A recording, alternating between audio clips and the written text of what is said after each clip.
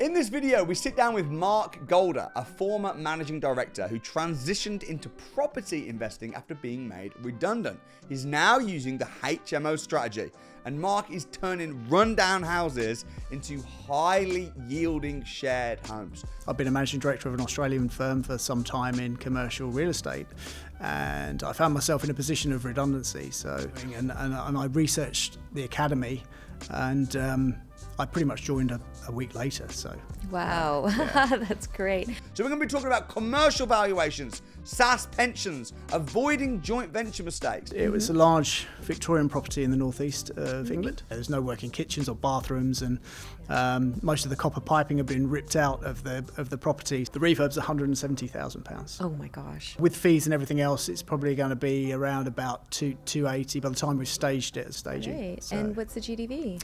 We're expecting it to be around about the 380 mark for the commercial vows. And even when I look around the academy and just thinking, why didn't I find this earlier? Well, the reason is it didn't exist earlier. And how he plans to scale to 13 HMOs by next year, all while juggling a full-time director role. So ensure to subscribe to the channel for future property success stories, and stick around for this very enlightening interview with Mark. Hello and welcome to Samuel Leeds Success Stories. I'm your host, Patricia Masuda, and today we're sitting with Mark Golder. Welcome, Mark. Thank you, Patricia. Are you excited to be here? I'm super excited to be here. It's been a long while to get here. I'm really excited too, because we met a few years ago, right? For the first time. And so I'm really excited to get caught up and find out what's been going on with Mr. Golder. So I remember when we first met, you were a managing director and something had just switched for you. Why don't you tell us a little bit about that right before the academy? Yeah, well, I guess it was back in February 2023, and I've been a managing director of an Australian firm for some time in commercial real estate, and I found myself in a position of redundancy. So you get to a point in your career, I think, and I was chasing a corporate career for cracking 30 years, and to find myself in that position, you start to have a rethink and, what am I going to do? Am I ever going to find another suitable role? You get to your 50s and it's like, panic. So 6 months went by, and I was talking to a friend of mine in property. So he actually has quite a large portfolio of properties already. And I was at his property in Spain, and we were having a chat, and I said, look, I'm panicking. 6 months have gone by. I don't know what to do. And he said, well, man, I've always admired you because I said, well, my friend's a managing director. He's got a big corporate career. He works for a PLC and all this sort of thing. And I said, well, you're retired and look at me. So you went the right route, in my opinion. And that really got things going. And I researched the academy, and I pretty much joined a week later. So wow, that's great. What kind of income were you making as a managing director? Between 140 and 150k a year. Wow. But if you take into account PAYE tax, if you don't own the business, which of course I didn't, then what you take home from that is, some of your income you're paying 60% tax on in the UK right now. So that's quite a scary thing. Oh my Lanta, you're telling me, because I came from a 6-figure income too, right, in Canada. And when you look at your paycheck, it's like, oh my gosh, it's all like half of it's gone. Yeah. And then you get taxed on the rest of it with whatever you spend it on, right? That's right. You joined the academy. What kind of experience do you have in property by this point? Do you have any? No, I mean, I've bought and sold a lot of properties. Your own personal... Generally to live in. Yeah.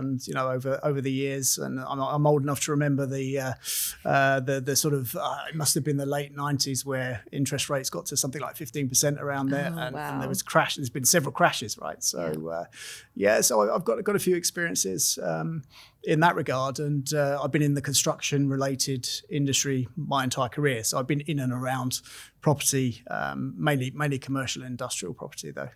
Yeah. Great. Okay. So what were your first thoughts about the academy? Was it what you thought it would be? It was, I was super excited to get in there. I think sort of Samuel's sort of YouTube channel and everything else really caught me and sort of struck a chord with me in many ways. I just loved what he was doing in property, how he made it so accessible and understandable, and the charity element as well was something I thought was just incredible, really, and it just showed what could be achieved.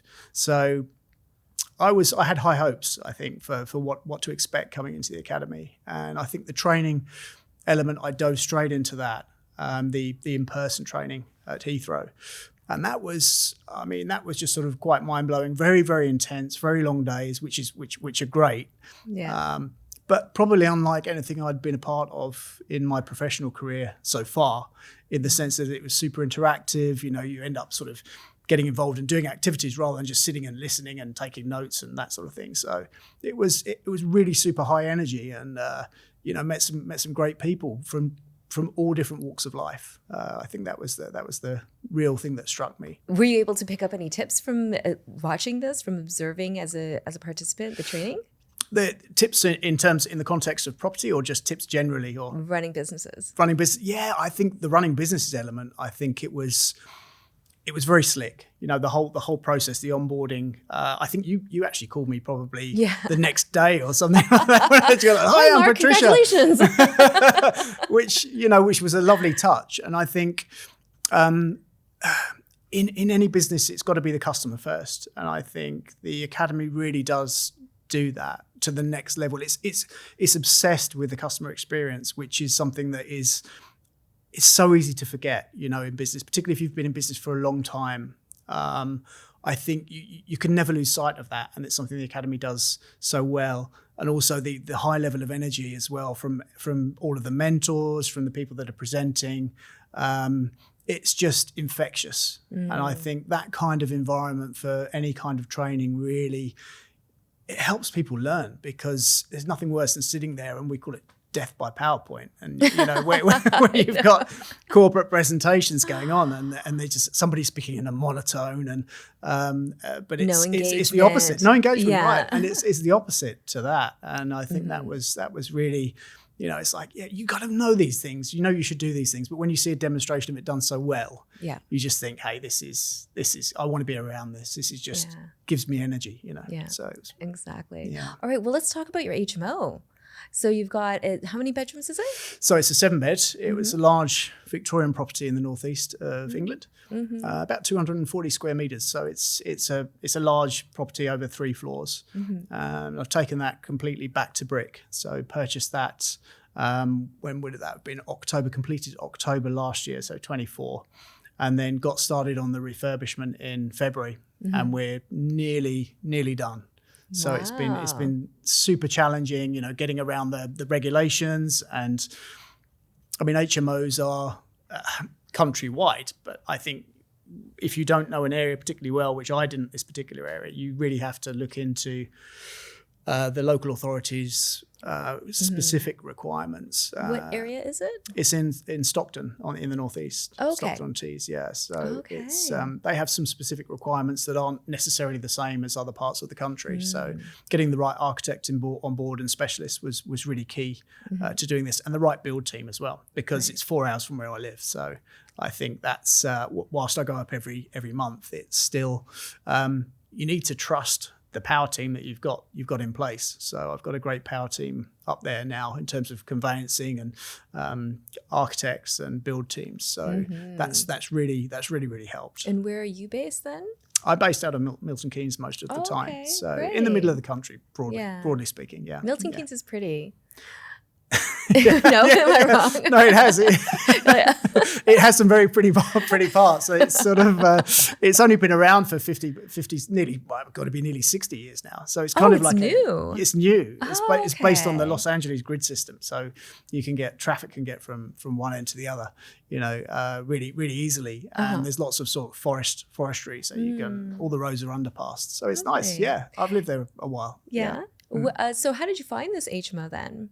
It was through somebody I knew up in the northeast that was actually in the academy. Oh, great. And he knows the area well, and we just sort of started talking about properties. He said, actually, we've got this one that we're talking directly to the vendor on, So got involved with that and negotiated a good price. The building wasn't habitable at the time, so Perfect. there was no stamp duty, which was a big plus, so good. a big plus, right?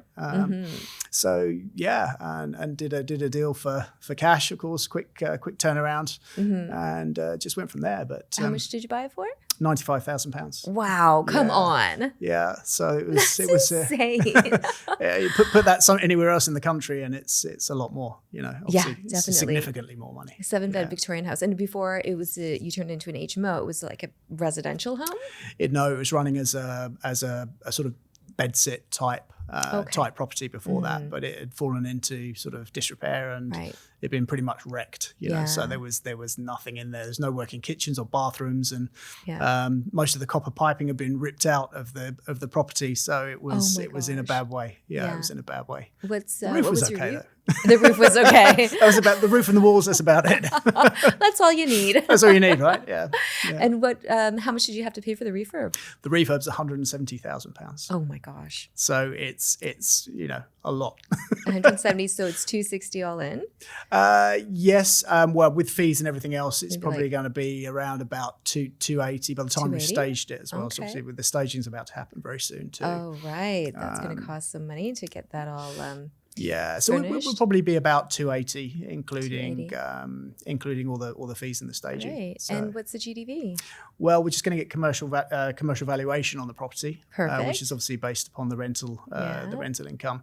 We're expecting it to be around about the 380 mark for the commercial val. So well done, nice deal. So it's a nice deal. It's taken a while.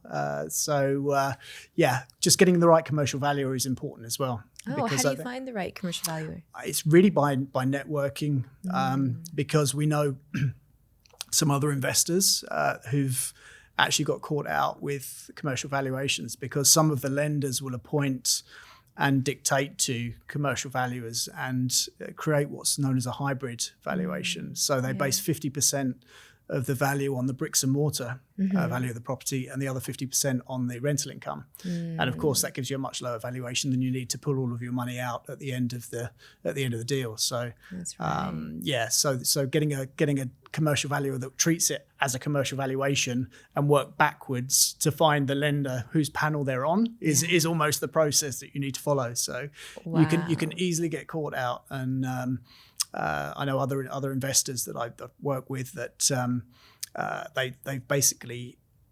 they've got caught out in the sense that once they've had one of these hybrid valuations unknowingly, that goes on file, and all the other valuers will just take note of that number. So it's very difficult to go up the way once you've got that first valuation in on the property. So that was a lesson that was shortcut by friends. So that helped. So looking back at that first experience, what would you have done differently? I think the next few properties are going to be less of a refurb. So I think to turn them around in a faster period of time, because it's for all intents and purposes, it's been a 6-month program and a lot of management of that program, which is what you'd expect with a back to brick refurb, right? And the end result is going to be superb. So it's going to be great. So it's a great deal. But I think in terms of scaling faster, getting a property, maybe going from a 4 to a 6 or a 3 to a 5, somewhere around that order is the next plan in the northwest. We're looking in the northwest of England next. So great. Yeah. So how many more HMOs are you looking to put into your portfolio? This year it'll be another 2. Okay, great. So in the second half of this year, and then next year I think will be the big year. In terms of, we'll look for 10 more next year. Whoa, that's a big year. So quite a big jump. Same area? In the north, we like the northeast because we have a power team there as well right now, but also got some good connections in the northwest as well. Great. Which is going to help us diversify a little bit and look at other areas too. But it's so important to know the area, well, because there's so many. The learnings there are so many region specific dynamics that you need to consider. And unless you're there, unless you're doing it, you can get caught out. Do you have an HMO manager set up then for your first place? Yeah. Great. Yeah, okay. Absolutely. Perfect. Yeah. And again, he's part of the power team. He knows the area really, really well. And he networks with the other letting agents. So he's able to say, hey, we've got this tenant here, and they can reference people really quickly and get them in. So what do HMO managers charge these days? For an HMO, it's around about 12%. 12. Okay, great. Yeah. And then they take care of everything. Take care of everything. Yeah. And, obviously the maintenance side of things as well. So, the whole thing. What made you want to go HMO versus SA or social housing development? Yeah, HMO kind of struck a chord because I think the metrics work quite nicely in a BRR, in the sense that you can clearly see how you can increase the value. I mean, in the case of this first one, it was based on a commercial valuation to sort of push the value up. So the other sort of lesson really that Samuel, probably one of the first books he wrote was buy low, rent high. That's the first book that I read of his, right? I know. And it's a really easy, fast book to get through. Yeah. And then the second book I read was Rich Dad, Poor Dad. Have you read that I've read that too. Yeah. Great. It's a great book. And I bought it for my kids as well. So you need to read this. Yeah. And not to mention The Future of Money, Samuel's I just read that. Actually, Future of Money and Rich Dad, Poor Dad were the book club books for the Academy. So we did The Future of Money first in May, and then we just did Rich Dad, Poor Dad. For July, we've got Hug Your Haters. Have you read that? I've not read that. Okay. Highly recommended from Russell. I've read it. I've never even heard of it. Samuel's like, it's an excellent book as well. So that's going to be your next book, That'll Mark. be next on my reading list. There you go. I'll make a note of that now. You should join the book club. I should. It's in the portal. Okay, great. So you're going to scale up this BRR HMO business in the Northeast and West. And then anything after that? Like what are you interested in, commercial or development? Or? I am. I think the position I'm in right now is I'm managing a 12 million. I'm managing director of a 12 million turnover business in the UK, which is with quite a lot of staff and engineers. So it's a big full-time job. Yeah. So I think the time has been a big constraint for me personally. So that's why it's taken a couple of years to get to this point. So now we've got some good experience and some good power teams in place. Then we can scale next year. So beyond that, I think we'll get to a point where I've got enough passive income to sort of make a decision and say, do I want to stay on in the position I'm in? I have equity in the business that I'm a part of. It's a European business. So there will be an exit at some point in 3 to 4 years. So I might want to hang around for that because, there'll be a payday there, of course. So so I'm juggling quite a lot of things. So I think beyond scaling up the HMOs to give a really good cash flow and sort of in time capital growth, is yet to be decided. Just want to master the HMO thing first, really. Yeah. Yeah. So what kind of advice would you give to somebody maybe in their mid-50s who was just made redundant? Like what kind of advice could you give them to sort of stay sane? Yeah, to stay sane is don't panic is the first thing, and feel good about your achievements as well. Because I think when you get to that kind of age, you can kind of think, well, what have I actually achieved in my life? And that's the wrong way of thinking. So I think look at what you've achieved, look at the experience you can bring to anything, and don't be afraid of trying something new. And I think the lesson really for me is, and this is something that I'm teaching my children, is, a job is great, but climbing the corporate ladder, just doing what your parents have done and think that you're going to be able to sort of retire at 50 years old is pretty much a myth unless you're incredibly fortunate. Don't be afraid to try something new. And if you've ever had an interest in property, then make sure you get the right education and be around people that want you to win, and give you that sort of wind beneath your wings, right? So, yeah. That'd be my advice. What did your wife think about you joining property? Yeah, she was quite skeptical because you can imagine the conversation, right, over dinner. Yeah, so so you've been made redundant and you've spent £12,000 joining what? I bet. So yeah, she wasn't super happy really with the whole idea, and I think it's fine now, but obviously at the time it was more coming from a place of concern and hey, well, shouldn't you really be getting a job? Get a job, so right? Get a job, yeah. So which I do ironically have a job now, but I think it's property is something that I've always it's one of those things that when you get into a corporate career, I've always wanted to do property since I was sort of in my 20s. And it's always, I'll get around to it. And once you get in that career ladder and you work for big organizations, you are in that situation no time. Night and day. And you just, tomorrow never comes. So it was for me, it was the situation I was in was really the inertia that I needed to sort of push me on. And then of course, like you said earlier, the myths, right? And just like save, and then, buy a house, get a mortgage, all of that stuff, right? Yeah.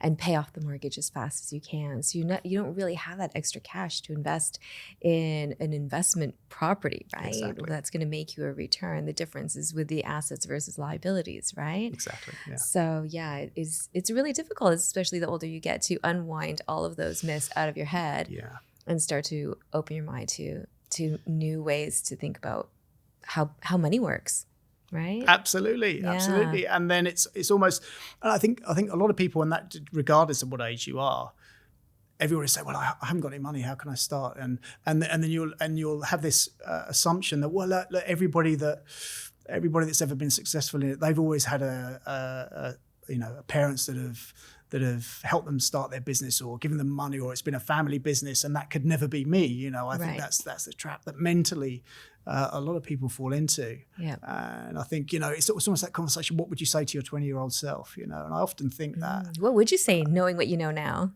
I'd say don't wait. I'd say same advice I'm giving to my son. Quit the managing director job. Don't. Yeah, because you just, I think sort of, it's very easy sort of to do what your father did or what your mother did, in terms of when you look at careers. Yeah. And I think that goes generationally in families. You look up to your parents when you're younger and you say, hey, they've got my father was from what they call the baby boomer generation. And sort of he went straight from uni to work and retired from the same company with a final salary pension. Now, those pensions don't exist anymore. So, you have to say, let's rethink it. But it would be the same advice that I give it to my 13-year-old son is look, just do this. And a job is fine to get started, but you have to invest in cash producing assets. Right. That's so important, because working for a job, trading your time for money is never going to get you to where you want to get in life. And you need to learn that. And hey, he's 13. He would join the academy tomorrow. If he could. It's like, when can I join the academy? Can you ask Samuel how old do I have to be? So I wonder what the answer is for that. I think probably 16. I think probably 16, because there's a recent. I can't remember was it Callum? I can't remember the guy's name that recently joined. Kane Harris. Kane, that was it. Yeah. So he was 16, wasn't he? And so I guess the answer's 16, but he's saying, what can I do in the meantime? And I said, hey, read Rich Dad, Poor Dad, read The Future of Money, which he's getting into. He goes, this makes sense. I get this. Yeah, I can understand this. And when you're that age, your mind is like a sponge. So I think as a parent, it's kind of my duty to educate my kids in that way. Yeah, that's great. And there's so much information out there these days for the youth that we didn't have when we were growing up, right? So it's easier to educate them about money and business and work ethic and stuff like that at a young age. And I think that because they see people, hitting it rich so quickly, so fast, so young, they see that it's possible. Whereas our generation, we didn't see that was possible, right? That's right. That's right. And just the technology changed over our lifetime, compared with, I'm pretty old now. So I remember having to, doing a sales job in a car and having to stop to find a phone box to ring into the office sort of twice a day, wherever I was in the country. I remember too. There was no internet, so it was internet. Such a huge thing. But I mean, even when I look around the academy and just thinking, well, why didn't I find this earlier? Well, the reason is it didn't exist earlier. I think the academ's been, I don't know how long the academy's been around actually, but it's 10 years, 15 years, I don't know, but maybe 10. At this capacity, probably about 8. I think. I mean, well, I've been in it for 5 and it's been running for a few, so yeah, maybe 10. Right. But yeah, wow, that's really cool too. So I read somewhere about SASS pension. Yes. Can you tell me about that? Yeah, so I'm starting up a SASS pension, and a SASS pension is a small self-administered scheme, and you can pool all of your pension pots, personal pensions, into this SASS pension, but you are essentially the trustee of that pension. So you get to decide where it's invested, rather than traditionally in a private pension, you're relying on a fund manager to manage that and give you a return on your savings. Of course, a pension is a tax-free vehicle as well, but what it does allow you to do is to loan back money to your limited company. So that would be, for example, on a residential property, that would take the form of cost-effective bridging finance, in a sense. So you only really need to pay your pension back plus 5.25% at the moment, which is 1% over base right now. Okay. So that can really help scale your portfolio. So my SASS is just being set up now, so it should be very close to transferring all of my funds into that. And the other part of that is you can invest in the stock exchange. You can invest in businesses. You can actually hold commercial property in a SASS as well. So, that is amazing. I hear Samuel and Russell talking about SASS pension a lot, and so you earn your income from your company, and instead of paying taxes, then you put it into a SASS fund. Correct. Yeah. And then that SASS fund is meant for investment purposes. Correct. So you can't buy a car? No. Okay. You have to buy commercial property or something that's an asset that's going to get you some cash back, which is great, right? Yeah. That it has those restrictions and limitations to force you only to invest. It's exactly that. And it's almost too good, It's Is it capped? In terms of what you can put into it, you can put a maximum of £60,000 a year into it, which is the government sort of limit per person annually for pensions anyway. But the difference is around a conventional pension, other than the fact that you can invest everything yourself, is that it's also a trust. So when you pass, it will just go down to it'll be a generational wealth, and it will be passed on to your beneficiaries, your children, your partner, and it will be exempt from inheritance tax, etc. So, how much is inheritance tax right now? Inheritance tax is 40% over, which depends if you've got a single property or lots of investment properties. But if you've got a single dwelling, it's your only property that you own and you live in it. It's around about 525,000. The first 525,000 of your estate is free of inheritance tax.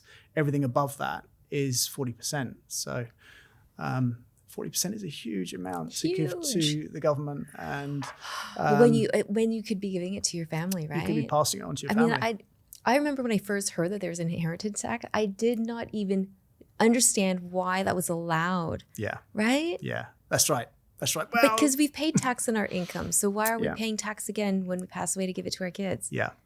I know. I have an opinion on it, but I probably couldn't say it. Well, you found the solution, right? Yeah, exactly. So that's great. That's great. So I would recommend it to anybody, really, because it just gives you that flexibility, and you're in control. You're in control of your own money. Who sets it up then? Is it your accountant, solicitor? No, I'm part of a group of trustees, and I'm not sure I can name them, but they're essentially they're experts in this field, and they've got many other people that own businesses or work in property or invest in property that are part of this community that they have, and they've got a regulated offer essentially through HMRC to enable them to be a body that can set these up in conjunction with yourself being a trustee as well. And I think the thing is, what a lot of people don't realize, when you get on your career, if you've changed a few jobs and you've worked 10, 20 years, is you kind of forget about what you might have in a pension. And actually it can add up quite a lot, and you don't expect that there'll be any pot of money there. But if you can actually transfer that into a SASS and use it to invest, then it's certainly worth doing. Amazing. You know, it's one of those things that Samuel says where you don't know what you don't know. And so if you didn't know that this existed, then you wouldn't even know to look for it, right? Yeah, because exactly. it sounds like like you said, it's too good to be true, right? Yeah. All right, cool. So you're going to have 13 HMOs by the end of the following year. Yeah. And where are you getting the cash to buy all of these? Well, I think the important part is pulling your money out. So you've got to get the sums right, and that's something else that's really good, having the backing of the academy and the mentors, and actually having them cast an eye over your deals when they go in, because if it's a rubbish deal, they'll let you know right away. Yeah, it's crap. which Walk away. which when you're investing your own money is really important. So so obviously I've got some pension money that I'm putting in to help scale the portfolio quicker. Buying below market value or pushing the value of the property up is gonna help sort of recycle the cash as we go along. But also I have an investor as well, and also a business partner. So great. Where do you find your investors and partners? I only have the one, and he's that good friend of mine that I mentioned, and he's got a lot of property. And so the first friend who was like, you should get into property. Yeah. Nice. He's also a friend, investor, and JV partner. So that's so good. Yeah. So I think I've heard Samuel say a few times, you don't need hundreds of investors. Yep. Really, you just need one or two. Yeah, so true, right? Yeah, and you can achieve what you want to achieve. You really can by using not only investors' money, but you could utilize bridging finance. In my case, I'm utilizing my pension, obviously commercial lending and those sorts of things. So there's many options. What kind of advice would you give somebody who said, "Oh, I met somebody at a networking event and we're going to JV on a BRR"? Any tips? I would say be very careful because. Do your own due diligence on the deal, not only on the deal, but on the individual. And if it's somebody that you've just met, you can get the giddiness of excitement of, let's do this. It's going to be great. And we're all going to be millionaires, Yeah. But you really need to know somebody quite well. But I think, do the numbers, do the due diligence, and just go in with your eyes wide open. Don't get too caught up in the excitement. Just go with the logic and look at the deal, and get somebody to look the deal over, really. Yeah. And give you advice. Look the deal over, book a call with Tatiana, make sure the JV agreement makes sense. Absolutely. Yeah, exactly that. Yeah. Great. Excellent. So in your, couple of years of being in property and diving in and getting some juicy deals, any problems arise? Has it been easy? No, it's not been plain sailing. It certainly hasn't been plain sailing. When I first started in the academy, after a few months, I got 2 rent-to-rent properties, service accommodation. One was in London and one was in Luton. And the numbers were working quite nicely on paper. Did quite a lot of due diligence on them. And the one in London, it was a beautiful apartment. It was the value was worth about 1.2 million. So it was high end. Wow. Went on the usual online travel agents and set everything up as per the training in the academy. Yeah. And the bookings started to come in. It was just before Christmas. We had a lot of international guests that were coming in to either stay for certain events, or they were planning on relocating and wanted to book for 6 months. And it was on the face of it a profitable property. Spent a lot of time staging it, making it look incredibly good, and promoting the property. So it was all going well. And then we started to have some issues with the managing agent in the building, and they were sort of saying that we're not allowed to be running this as a short stay property, as a service accommodation. Our head lease? Yeah, head lease restriction. But it got more complex than that, in that the contract that we had signed, the commercial lease agreement that we had signed, we called out specifically what we'd be using the property for, and it was actually all agreed by the owner and by the agent and everything else. So it was legitimate from our side, but it became so much of a problem that we had to let the property go after about 3 months. So after 3 months, yes, which was how much did you lose on that deal? Probably about £5,000 or £6,000. Yeah, so that was a bit of a blow. Yeah. And then another one in the Luton area that was a larger sort of property that we're running as for contractors, and it was recently converted. But it turned out it was quite a poor quality refurbishment that wasn't visible when we took the property on. So what I mean by that is damp started to appear on the walls, black mold and this sort of thing. And of course, we're getting complaints from guests, which is just really bad. And then the straw that broke the camel's back was over the winter period. The roof in one of the units out the back was leaking, and they had to rip the whole roof off. And the owner came round and moved one of the guests' belongings into without letting us know. And it was one thing after another, and had the foresight to put a 6-month break clause in the contract, thankfully. And honestly, those break clauses, right? It was helpful. So one after the other problems in those 6 months, and we just said enough's enough. Has that put you off of a rent to SA? It did. I think at the time it was after so much hard work and losing money ultimately. It was just, hey, we need to have a rethink on this. But I think being around people in the academy that are incredibly successful with serviced accommodation, it shows you that it can be done. It totally can be done. Yeah. It really can be done. So it hasn't, but I think certainly for me, I thought, well, if I'm going to be putting in this much sweat, then essentially I want to own the property. That's kind of, and that was right for me. Yeah. Great. Okay. So a few hiccups, but you survived. Yes. You learned some lessons, and now you've got this strategy that I think is just perfect for you, right? Yeah, exactly. At HMO. Yeah. And then you get to transfer over your managing director skills over to your property business, right? Absolutely. Yeah. Amazing. Well done. Well, great. Well, I can't wait. We'll have to sit down in 2 years' time when you've got 13 of these. There you go. And then you can tell me all about that. Be happy wow. to. Amazing. Great. And you're going to be staying for the dinner? I am, yeah. Perfect. Yeah. That's great. It's going to be a lot of fun tonight. We've been booked out for this dinner like weeks in advance, so it'll be a good crowd. Looking forward to it very much, and meeting up with some old friends from the academy as well. I know, right? Can't wait. Great. So if somebody wanted to reach out to you, Mark, how would they do that? Easiest way is either through LinkedIn. So you should find me pretty easy. There's not too many Mark Golders out there. There's one or two, or on Instagram as well at Mark Golder. Perfect. Nice and easy. Yeah. Great. All right. Excellent. Well, thank you so much for sitting down with us. And if you would like to go into BRR to HMOs, like my good friend Mark, then come down to a crash course. They're all over the country every month. You get to meet Samuel, the team, learn about property. It's a full day of information. It's the first changing point. So if you're kind of getting a little bit annoyed with your 6-figure job and you're like, I need to do something else, then come down to a crash course. And if you like this video, if you learned something, then please do give us a like, subscribe to the channel, and share and comment, and we'll see you next week. Thanks, Mark. Thanks, Patricia.